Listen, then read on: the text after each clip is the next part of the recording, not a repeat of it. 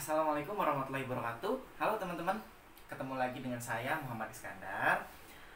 Seperti biasa, ketika saya sudah pakai jas alma mater, sudah dipastikan saya akan membuat video tentang pemaparan, di mana saya diberikan tugas oleh salah satu dosen dengan mata kuliah yang sedang saya jalani. Yang pasti di sini seperti biasa, saya juga tidak sendirian. Saya selalu ditemani dengan teman-teman. Namun di sini ada sedikit berbeda karena ada beberapa tim baru, atau maksud saya anggota baru. Karena memang suasana masih dalam kondisi corona, jadi video ini dibuat. Sebelum masuk ke videonya atau ke pembahasannya, saya akan sedikit mengenalkan teman-teman tim baru saya. Oke? Yang pertama, ini adalah orang-orang lama yang biasa ketemu ada di video-video saya sebelumnya, yaitu Pak Dian. Bagaimana penyelesaian masalah antara manajer dan pekerja? Yang kedua ada Nadia Hyola. Menjelaskan tentang pengadaan input secara optimal. Yang ketiga ada Mas Eki. Di sini saya akan menjelaskan tentang biaya transaksi. Yang keempat ada Mbak Dea. Saya akan menjelaskan mengenai metode pengadaan input. Yang kelima ada Mbak Rani. Manajer adalah sebagai pelaksana. Yang keenam ada Muhammad Mahlul Imam. Utama dalam pengadaan input. Dan yang terakhir sudah pastinya saya sendiri. Tanpa basa-basi dan tidak harus berlama-lama, kita langsung ke pembahasan, oke? Cek video ini. Saya Dian Utama dari kelas MA 18B4 akan mencoba menjawab bagaimana penyelesaian masalah antara manajer dan pekerja. Kalau kita tinjau dari persoalan tersebut, ada beberapa hal yang bisa menyelesaikan permasalahan tersebut.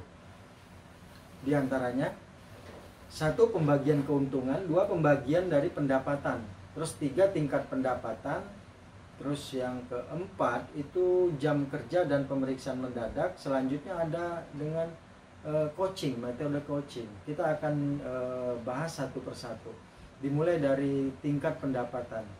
Tingkat pendapatan itu sendiri itu akan bisa menjadi suatu permasalahan yang serius antara manajer dan pekerja, manakala tidak ada standarisasi yang jelas. Jika tidak ada standarisasi yang jelas, maka masing-masing pihak itu akan merasakan pendapatnya itu berdasarkan argumen masing-masing, karena tidak ada standar yang jelas. Nah, dalam hal ini bagaimana membuat itu menjadi suatu standarisasi yang jelas? Standarisasi yang jelas itu bisa mengikuti regulasi government yang berlaku. Yang kedua, bisa didapat hasil dari perundingan antara pekerja itu sendiri dan manajer, ya. Jadi didapat suatu keputusan bersama, ya, yang dijadikan standar, dan selanjutnya itu akan berlaku sampai ada permasalahan yang bisa dirundingkan ulang untuk menjadi standarisasi yang baru. Nah, jadi kalau ada standar yang jelas, maka semua akan mengacu kepada standar tersebut, sehingga tingkat pendapatan itu tidak akan menjadi permasalahan yang serius. Terus yang selanjutnya, pembagian pendapatan itu sendiri. Pembagian pendapatan itu manakala tidak jelas, dalam hal ini tidak jelas adalah bagaimana cara pembagiannya atau hasil dari pendapatan itu tidak kurang jelas penyampaiannya kepada pekerja, maka itu akan menghasilkan suatu penafsiran tersendiri pada pekerja itu sendiri, yang akhirnya akan menjadikan masalah. Maka pembagian pendapatan itu dapat kita lakukan dalam kontensnya sebagai penghasilan dari pekerja itu sendiri. Jadi pendapatan itu akan kita bagi dan menambah nilai dari tingkat pendapatan. Jadi pembagian pendapatan itu poin tersendiri terpisah dari tingkat pendapatan itu sendiri. Nah, dalam pembagian ini harus clear. Dimulai dari mana? Dimulai dari pendapatan perusahaan itu berapa, dan pembagiannya seperti apa, sistemnya seperti apa, adakah standar yang sudah ditetapkan. Nah, ini mengacunya kepada apakah ada regulasi yang mengaturnya. Nah, jika tidak, semua ya kita kembalikan kepada perundingan antara pekerja dan manajer. Manakala sudah didapatin kesepakatan, ya artinya itu akan kita jadikan standarnya ke depan. Terus yang selanjutnya itu pembagian keuntungan. Pembagian keuntungan ini banyak yang bisa didapat dari pembagian keuntungan. Tidak mesti dalam berupa dalam bentuk uang, tetapi banyak. Misalnya dari pembagian keuntungan itu bisa kita, ya salah satunya bonus ya. Bonus mungkin itu dalam bentuk uang. Ada juga hal-hal lain yang tidak berupa dalam bentuk uang. Ini termasuk dalam pembagian keuntungan. Contohnya family gathering. Ya, contohnya family gathering. Biaya-biaya yang dikeluarkan itu didapat dari keuntungan penjualan perusahaan. Nah, dibagikan kembali ke pekerja dalam bentuk family gathering atau dalam bentuk sembako dibagikan ke pekerja. Itu adalah didapat dari keuntungan perusahaan. Jadi ini juga harus clear, pembagian keuntungan ini harus disampaikan ke pekerja dan dipahami. Karena kalau pekerja tidak memahami keuntungan perusahaan, mereka akan memiliki pemikiran tersendiri bahwasanya perusahaan itu selalu untung, dan untungnya pun selalu besar, padahal data kadang tidak ada. Nah, inilah yang menyebabkan konflik-konflik antara manajer dan pekerja. Jadi harus clear juga dalam pembagian keuntungan. Nah, di dalam pembagian keuntungan seperti ini didapat dari hasil penjualan perusahaan. Nah, manakala penjualan perusahaan menurun, tentunya tidak akan ada keuntungan. Nah, dalam hal ini ada lagi penyelesaian masalah itu dalam berkaitan dengan jam kerja dan pemeriksaan mendadak. Ya, jam kerja. Ya, misalkan jam kerja standarisasi yang telah ditetapkan dalam suatu perusahaan dan mengacu kepada government yang berlaku, tentunya dalam satu minggu itu nggak boleh lebih dari 40 jam. Manakala lebih dari 40 jam itu harus ada istirahat, ya. Ataupun lembur juga ada aturannya. Dalam hal ini lembur itu tentunya menjadi nilai tambah tersendiri untuk pekerja. Kenapa dibicarakan nilai tambah? Karena lembur itu merupakan jam kerja di luar jam kerja standar yang sudah ditetapkan, sehingga lembur tersebut memiliki nominal tersendiri yang tentunya akan menjadikan pendapatan dari pekerja itu lebih dari standar yang ada. Terus pemeriksaan mendadak hubungannya apa? Nah, dalam pemeriksaan mendadak ini harus dilakukan untuk mengetahui sejauh mana antara planning yang berjalan dengan aktual yang ada. Untuk apa? Ya, untuk dilakukan perbaikan. Sehingga apabila terdapat kekurangan atau kecacatan metode dalam pelaksanaan pekerjaan antara manajer dan perusahaan, maka manajer dan pekerja, maka itu bisa direview dan dilakukan perbaikan dengan tujuan kedepannya akan menjadi lebih baik lagi. Nah, ada satu hal mendasar untuk melaksanakan penyelesaian antara manajer dan pekerja itu dengan satu metode yang mungkin sudah banyak yang melaksanakannya, menjalankannya. Itu salah satu metodenya coaching. Coaching itu untuk mengetahui dan menggali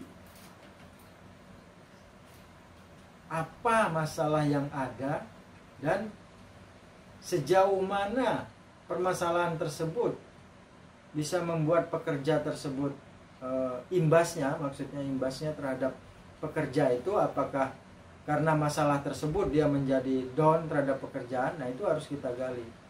Nah, itu dengan metode coaching.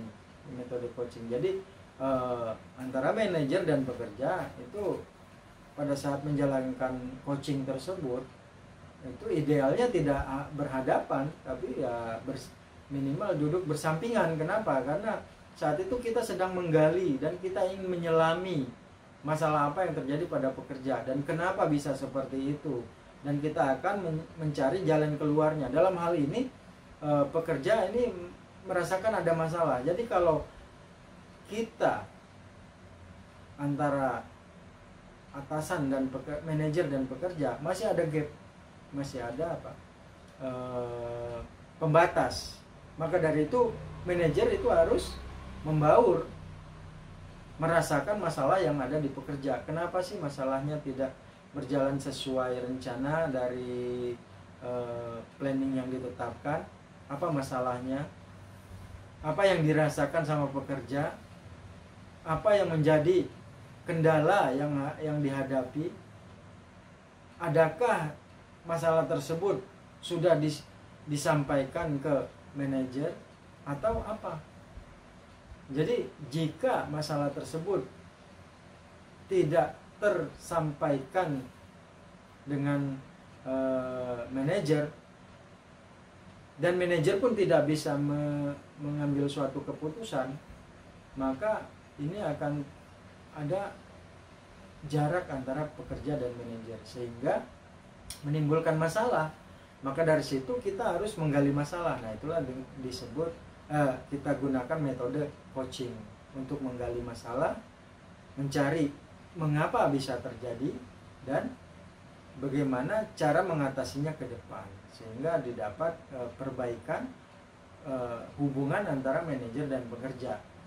Kalau kita lihat dalam kondisi seperti ini biasanya lebih umum terjadi karena komunikasi yang bermasalah antara manajer dan pekerja. Maka dari situ terlihat kadang seperti suatu hal yang ringan komunikasi itu antara manajer dan pekerja. Tetapi manakala terdapat miskomunikasi, terdapat kesalahan dari komunikasi, maka dari komunikasi itu akan menghasilkan suatu judgment.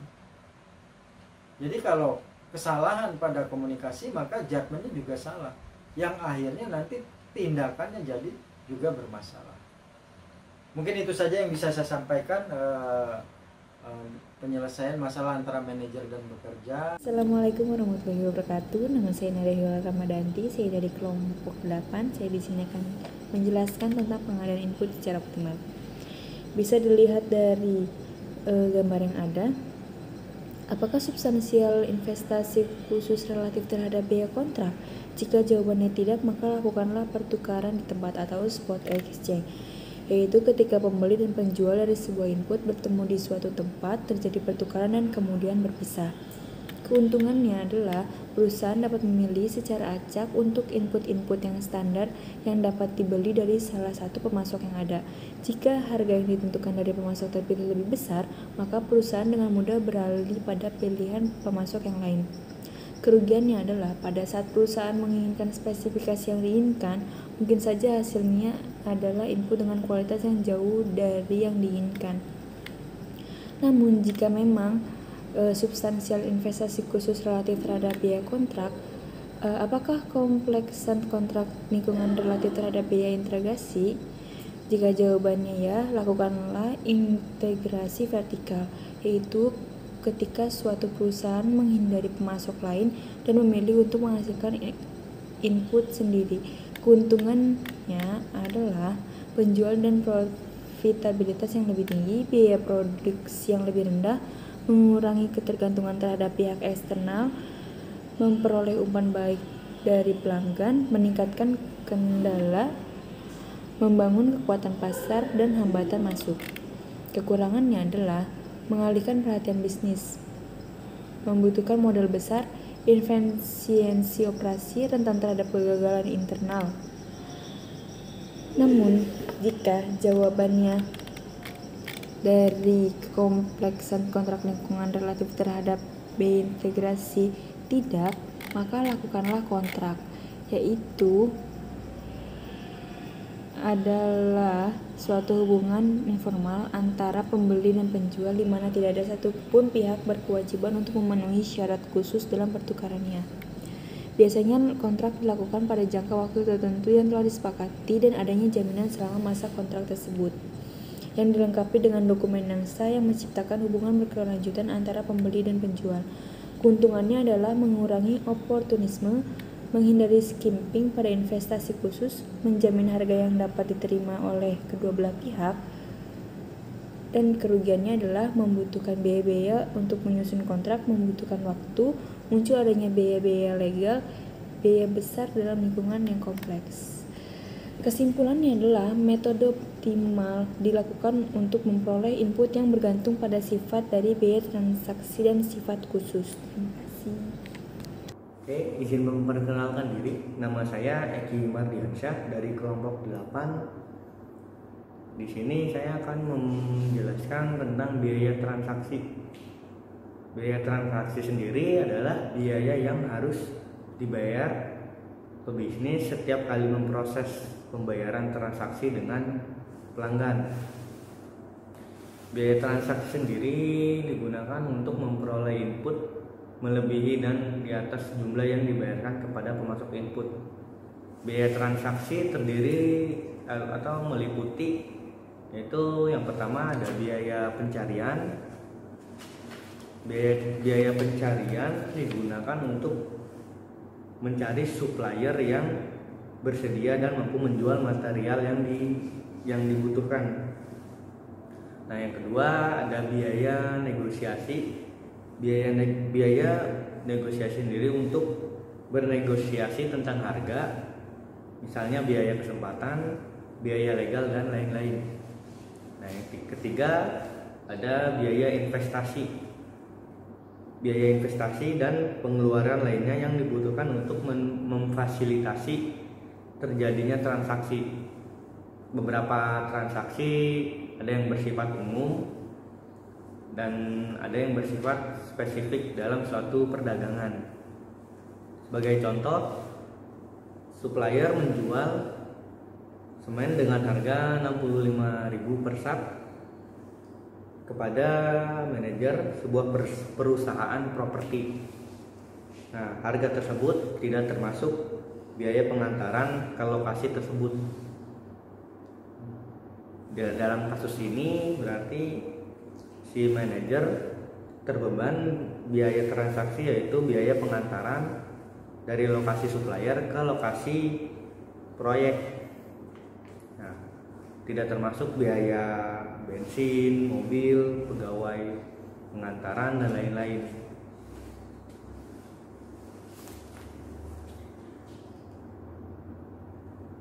Biaya transaksi akan mempengaruhi level optimal pembelian material atau input. Jadi tidak semua biaya transaksi penting terlihat dengan jelas. Kali ini terjadi hubungan dengan adanya kerjasama antara pembeli dan penjual yang disebut investasi khusus. Nah, investasi khusus sendiri dapat berbentuk ada penspesifikasian lokasi pabrik,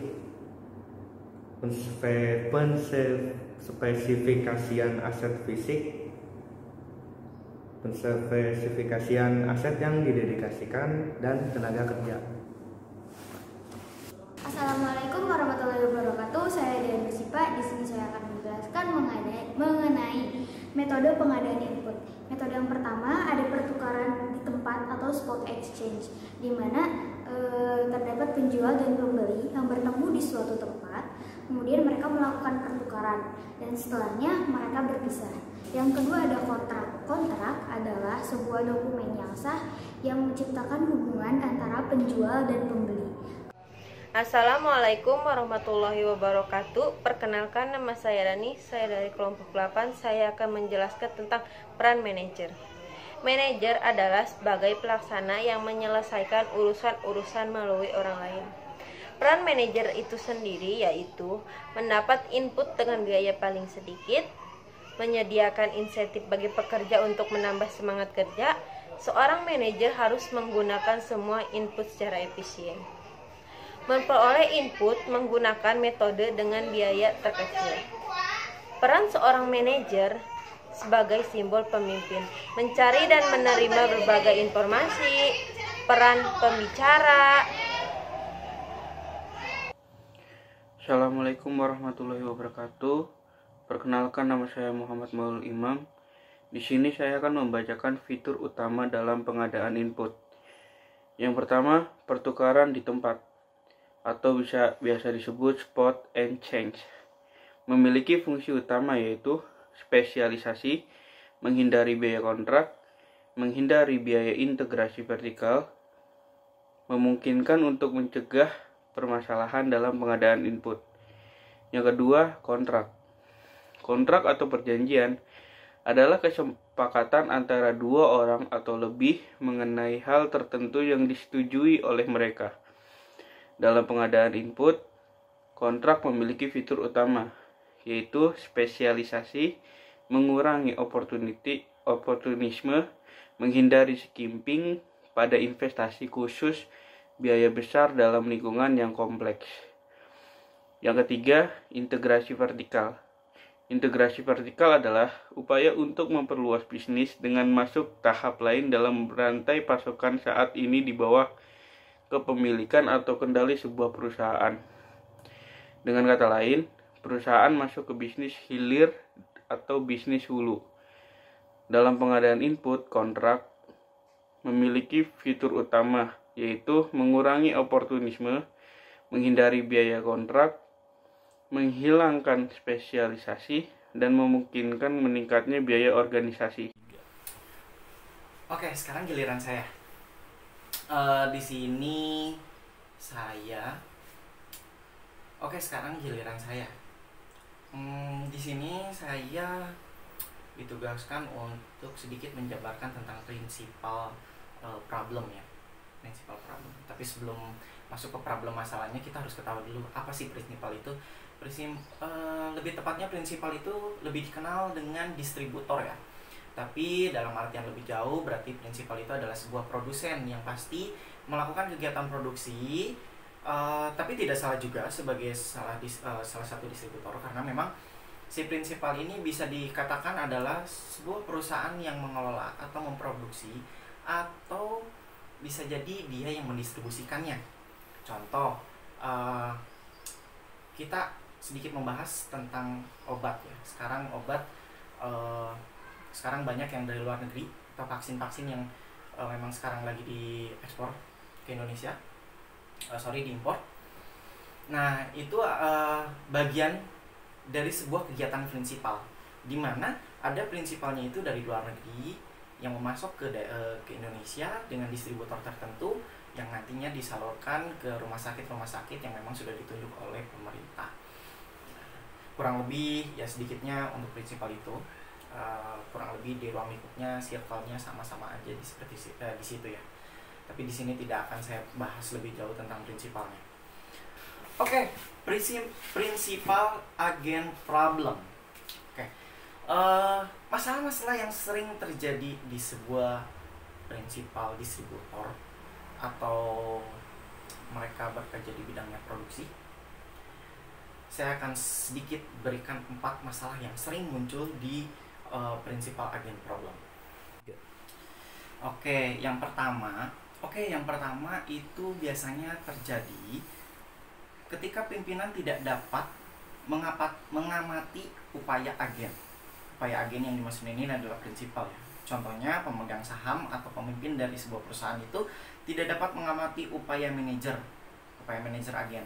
Jadi di sini dianalogikan adalah ketika kita sebuah customer dari si prinsipal tersebut, atau memang kita yang menjalin kerjasama dengan prinsipal tersebut tidak dapat melakukan kontrol kualitas terhadap si prinsipal tersebut, karena memang kita berbeda perusahaan.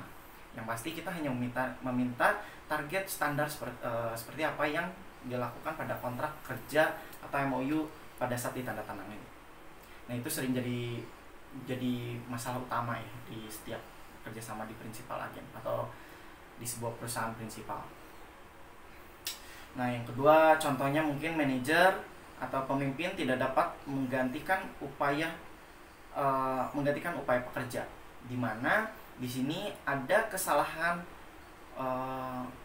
mendasar di lingkungan SDM-nya yang tidak dapat terkontrol secara menyeluruh oleh si manajer pemimpin perusahaan tersebut, di mana di sini akan terjadinya ada force major di sebuah perusahaan itu yang akannya nanti berdampak kepada sebuah produk yang diproduksinya.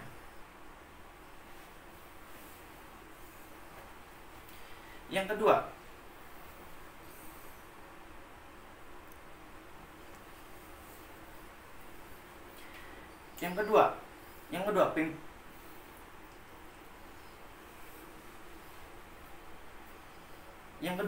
pimpinan tidak dapat menentukan apakah suatu hasil yang buruk merupakan rendahnya hasil dari usaha agen atau karena nasib buruk. Jadi, seorang pemimpin ini dianalogikan tidak dapat melihat atau tidak dapat mengukur bahwa kegagalannya itu terjadi dikarenakan ada force major-nya di sebuah perusahaan atau di sebuah di internal perusahaan itu sendiri, bukan karena adanya faktor nasib buruk atau istilahnya karena memang ya harus bagaimana lagi, udah nasib. Nah, itu yang sangat dihindari dari sebuah masalah-masalah di prinsipal, atau malah itu adalah sebuah problem bagi seorang pemimpin itu sendiri ketika dia dapat melakukan pengukuran dari sebuah kegagalan, maka bisa dikatakan bahwa pemimpin tersebut adalah layak disebut sebagai pemimpin. Tapi beda dengan kondisi yang memang pemimpin itu ketika dia tanya ternyata memang dia menjawabnya ya karena memang nasibnya sedang begini. Oke, kurang lebih mungkin sedikit penyederhanaannya kurang lebih seperti itu ya.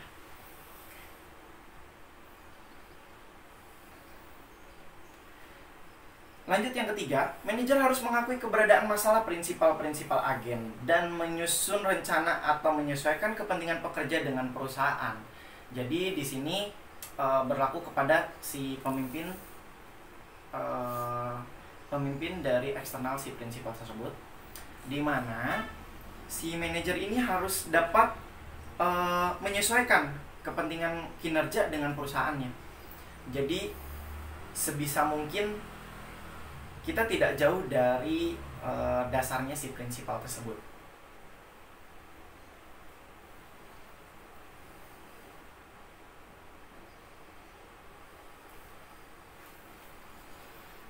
Nah, oke, yang terakhir adalah pemegang saham harus membuat rencana untuk menyelaraskan kepentingan manajer dengan para pemegang saham. Yang dimaksud di sini adalah pemegang saham, biasanya pemegang saham dominan, biasanya yang memang terjun langsung di dalam sebuah perusahaan, atau biasanya memang dari ada yang disebut komisaris perusahaan atau komisi-komisi yang memang dibuat oleh sebuah perusahaan untuk melakukan pengukuran penilaian kepada sebuah kinerja di sebuah perusahaan itu sendiri. Nah, di sini itu si pemegang saham harus bisa menyelaraskan di mana kepentingan manajer dengan pemegang saham itu harus bisa sejajar, di mana si manajer dapat melakukan sebuah kinerja atau memimpin sebuah perusahaan agar perusahaan itu dapat melakukan sirkulasi bisnis yang baik, di mana nantinya si pemegang saham tidak kecewa terhadap kinerjanya yang nantinya bisa dikatakan dapat menjadikan poin plus untuk saham itu sendiri, dan yang pastinya ya tidak jauh-jauh dari interest, income, ya masih ruang lingkupnya di situ. Namun yang pasti di sini problemnya adalah biasanya bagaimana kinerja manajer supaya dapat selaras dengan keinginan para pemegang saham. Maka pemegang saham dominan biasanya melakukan sebuah rapat internal untuk melakukan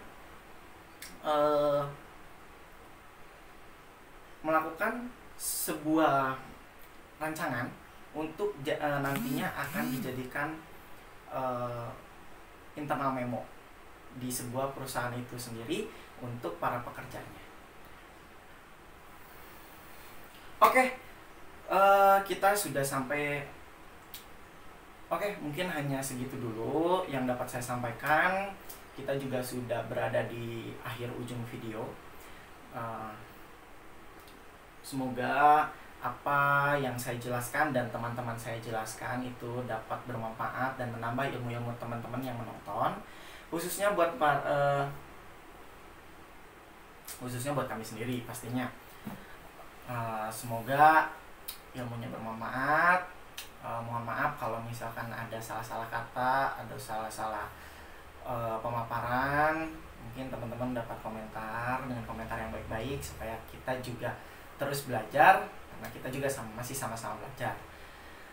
Terima kasih kepada semua tim yang support kepada tugas kelompok ini, dan tugas ini juga video ini juga dikhususkan untuk memenuhi syarat tugas dari salah satu mata kuliah kami. Oke, mungkin saya tutup dulu video kali ini. Terima kasih untuk semuanya. Assalamualaikum warahmatullahi wabarakatuh. Ketemu lagi di video selanjutnya. Bye bye.